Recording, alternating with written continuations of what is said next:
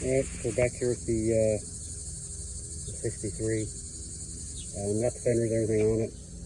Got a seat put on it. That seat's, it's a seat. That's all I can say. It's a seat. Did take it like a lap around the yard once.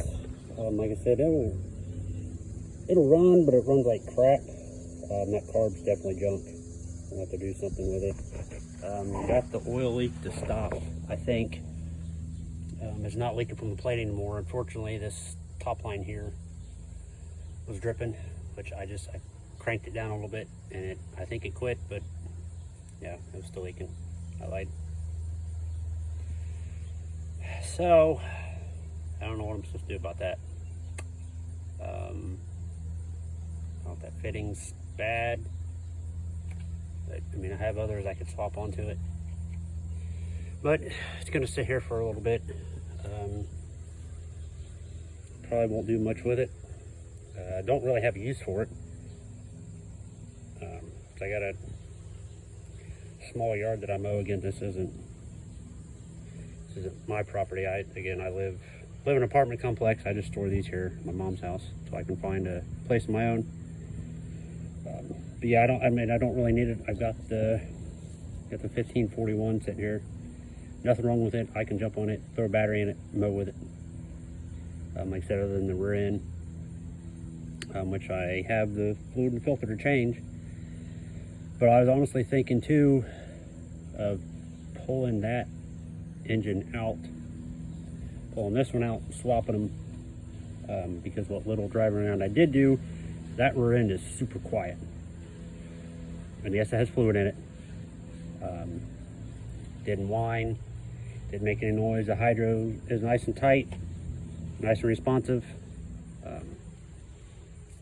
It was a little weird going forward and back. There's a lot of travel in it before it actually starts to move, which is probably either just hasn't been used, hasn't really built up enough pressure to work, but it works.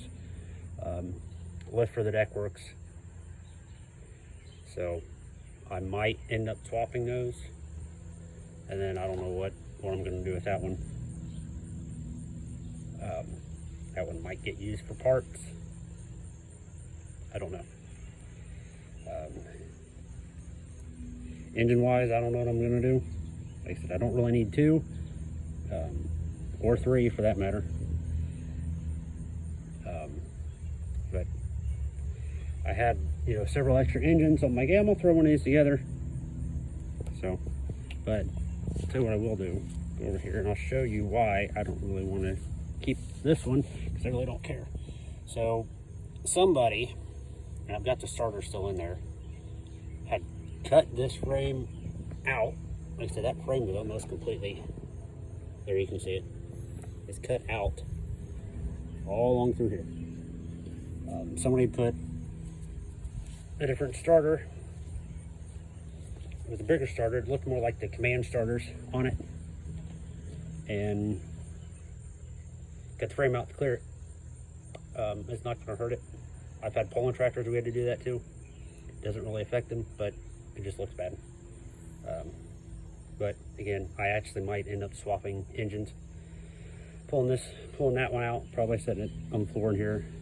Probably pull the carb off of it and let it sit. It does run. It's good enough for me. Like I said, I think we got to throw a good carb on it. I think it'll work. I'm not exactly sure. I don't remember where that carburetor came from or what it was off of. I know I had to clean it because it was nasty. But again, I think probably what is wrong with it is either the jets are worn, or chances are the throttle shaft has a lot of play in it and it's stuck in air. So there's that. But so that's it for this one, for the 63 right now. Cover it back up. I do have a hood and grill and side panels I can put on, and I have the same for the 41 back there. I just don't, again, the plastic. I have one set of plastic ones that are not broke that I will not use those. The other ones are broke, which will probably go, I need to put them on there.